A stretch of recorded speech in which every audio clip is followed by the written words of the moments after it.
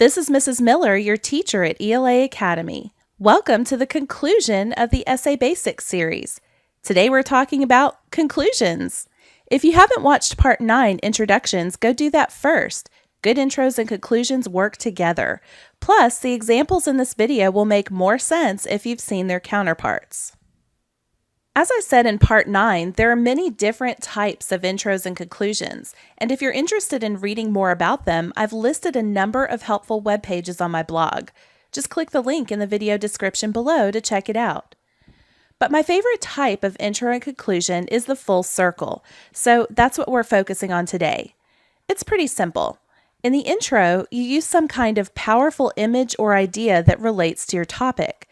In my example, I used the movie The Walk to talk about risks. It's that movie where a guy walked across a high wire strung between the two towers of the World Trade Center. So then in the body, you just make sure that you're talking about things that can relate back to that image or idea. You don't necessarily talk about that exact image. It would probably be boring if you mentioned it in every paragraph. But you just make sure that you're able to relate the two. Here's what I mean. In the body of that essay, I talked about taking a risk that some people in my life thought was a little stupid, quitting my job to start ELA Academy, even though I didn't know if I'd ever make any money from it. I don't mention the movie in those paragraphs, but in the conclusion, I'll be able to relate my risk to the one in the movie. You'll see in the examples I show you near the end. The basic structure of a conclusion is pretty simple. You restate your thesis, remember that was the main idea in the intro, and you provide some concluding thoughts. And it doesn't have to be in that order. It can be thesis then thoughts, or thoughts then thesis, or thoughts, thesis, thoughts. I think this will make more sense when you see the examples. First, let's talk about what not to do when you restate your thesis. Do not just repeat it word for word. It's terribly lame when you do that. Intro, it's necessary to take risks because that's what life's about. Conclusion, in conclusion, it's necessary to take risks because that's what life's about. Just don't. There are better ways and they aren't that hard. The first one I'll show you is the rearrange and reword method. For the example, we'll use the longest thesis statement I showed you in Part 9. This is the claim plus reasons thesis statement. Willingness to take risks is critical. Few worthwhile opportunities in life come without risks, but more importantly, a time of crisis may present nothing but risky solutions, in which case the overly cautious person might be unable to make a decision. Notice that I changed some of the words to yellow. These are the most important ideas in the thesis: take risks, opportunities, crisis, and decision. Identifying these key words will help us with restating. So now what do we do? Rearrange. Since it's a claim plus reasons thesis, I'm just going to change it to reasons plus claim. So now the ideas are in this order: opportunities, crisis, decision, and take risks. Next, we reword. Now we don't have to change every single word. It actually sounds kind of weird if you do that. But let's do this. We'll leave opportunities the same, but change crisis and decision to emergency and action. And then we'll change take risks to afraid of making a mistake, which is the opposite of willingness to take risks. Now, this is the reason I picked my longest thesis statement. This is a big block of text. So if I look at that and think, oh my gosh, I have to reword all of that, then I get overwhelmed. But if I focus on keywords instead, it makes it so much easier. I'm only worrying about 5 words, not 41. Here's another thing. If you focus on the keywords and forget about the original, it's easier to make the new one really different. Let's see how this one came out. How ironic it is to risk missing an opportunity or acting in an emergency for fear of making a mistake. So not only did we rearrange and reword the original, we also dramatically changed the length. And we added a new idea, the irony. The idea here is that somebody might try to avoid taking any risks, but by doing that, the person doesn't learn how to handle a situation that's risky by its nature. So if there's an emergency like waking up with your house on fire, survival might hinge upon your taking a risk. There might be no safe escape route. Your choices might be jumping out of a second-story window, running down the burning stairway to exit the front door, or staying where you are and hoping somebody can rescue you in time. The person who tries to avoid risks might choose to wait for rescue, but ironically, that might be the most dangerous choice of all because help might not come in time. So we rearranged and reworded, but we also gave ourselves something else to talk about in the concluding thoughts. Okay, we got the most complicated one out of the way first. The others are much easier. Another way to restate your thesis is to go from a general idea to a specific one. We start with a big picture and then zoom in to see all the little details. So our thesis in the intro might read, "Risks are a natural part of life." That's very big picture. There's no mention of specific risks. We'll save that for the conclusion. Learning to walk, negotiating social groups, forming romantic attachments, driving a car, having a child. In short, life itself entails risk. See the list of specific risks? And since the first thesis said that risk is a natural part of life, I didn't list things like walking a high wire. I listed things that most people do. Toddlers tend to fall down a lot when they're learning how to walk, and sometimes they can hit their heads and really injure themselves. Social groups? You risk being bullied or getting drawn into doing things that you shouldn't, and so on. So we're still saying the same thing, risk is a natural part of life, but you're adding more details and it doesn't sound like you're repeating yourself. This one's super easy because all we're doing is the reverse of the last one. We're going from specific to general.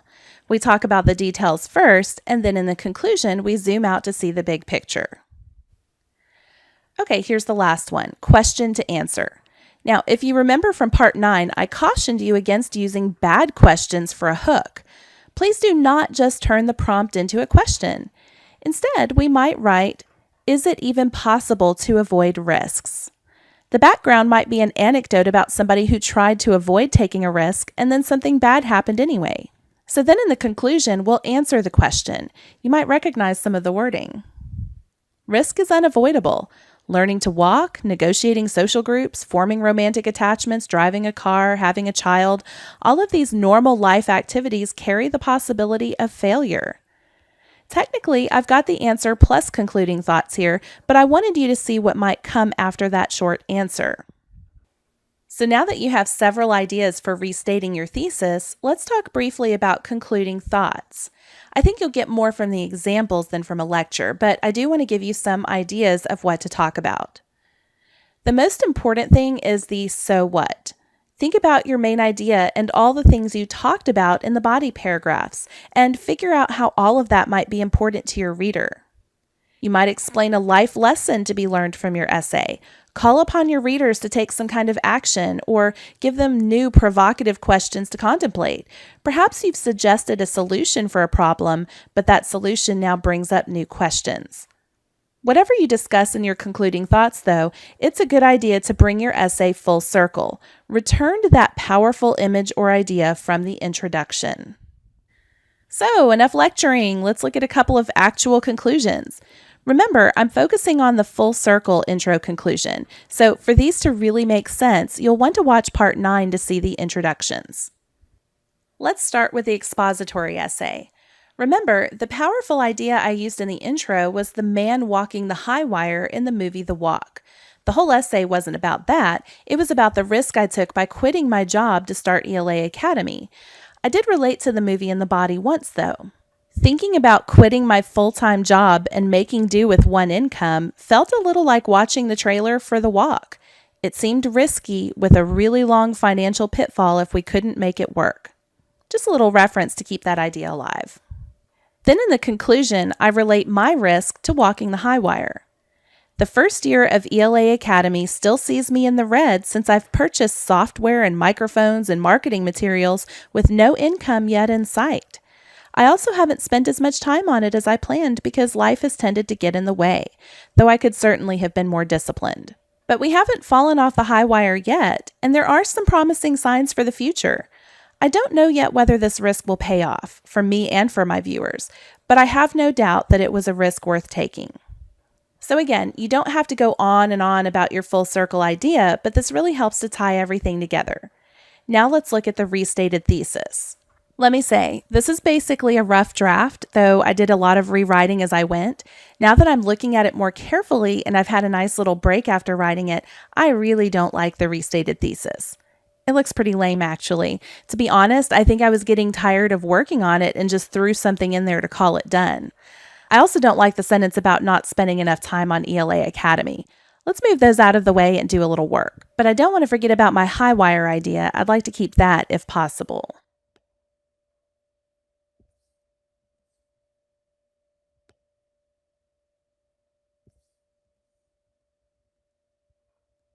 Now, let's go grab the original thesis statement and the sentence before it since they're closely related.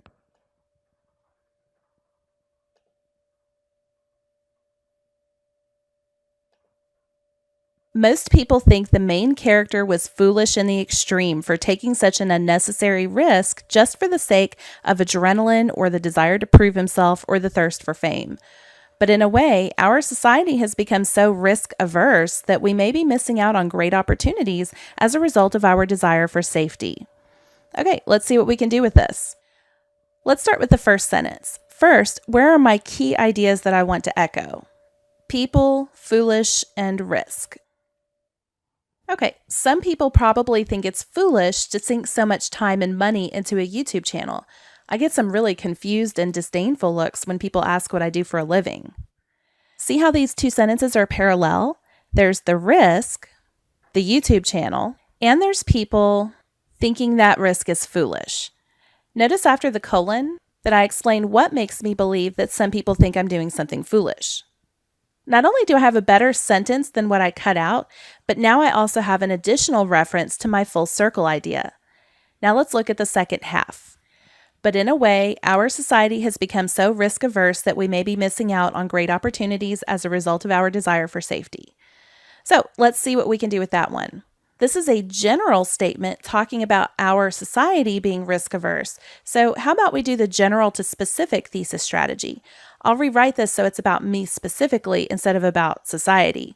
Let's mark the key words: risk averse, opportunities, safety.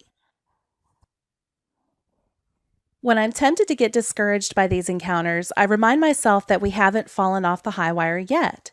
We're getting through financially, and the library of videos is slowly growing.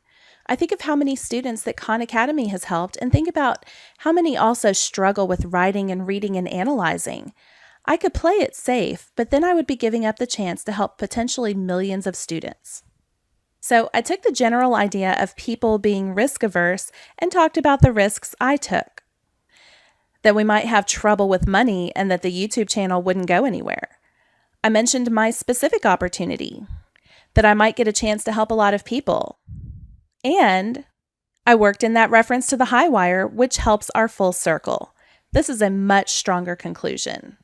Enough of that one. Let's look at the conclusion to my argument essay from part 8, which I am happy with and won't need to rewrite. This is the essay where I'm defending the value of video games. Here's the thesis statement. Society tends to hold up this stereotype as evidence of the dissipated lifestyle we can expect as the natural outcome of gaming, but I contend that we are vastly underestimating the benefits that video games offer. That's the part that I argue in the body of the paper and need to come back to in the conclusion. But if you remember from part 9, my full circle idea wasn't actually in the intro, it was in paragraph 2. Worse, what will they do when they grow up? What kind of job could they possibly qualify for? Play video games for 8 hours straight doesn't appear in many job descriptions. So, let's see how this plays out in the conclusion. I must confess that as a person who grew up with a traditional educational system and did relatively well in it, I must rack my brain for even the smallest idea of how to do this. But the current generation is growing up steeped in the dazzling, seductive reward system of video games. Perhaps they will create new careers that will indeed have something like play video games for 8 hours straight in the job descriptions, because they will be designing the educational software of the future, which will entice the next generation to learn as obsessively as they play. So don't be too hard on your gamer kids. Sit down and play with them. You might even learn something. Where's the full circle idea? Play video games for 8 hours straight in the job descriptions. Remember that from paragraph 2? And then where's my restated thesis? This is the sentence where I reiterate the idea of the benefits of video gaming, which many people have vastly underestimated. And the rest, of course, is concluding thoughts. I've made sure to address the so what, why this essay is relevant to people, the idea that gamers might design educational software that makes learning just as fun as gaming and a lot more addictive than the traditional schooling many of us grew up with. And since this is an argument paper, I couldn't resist a call to action. Parents, don't be too hard on your gamer kids. I hope this video has helped you understand conclusions a little better, and I really hope this series has helped you to understand the basics of writing an essay. The series might be finished, but I'm not done making essay-related videos, so keep an eye out for more lessons on writing. Be sure to subscribe to my channel and follow me on social media so that you'll be notified of each new video. And of course, you can find extra resources on my blog at elaacademy.us. This is ELA Academy.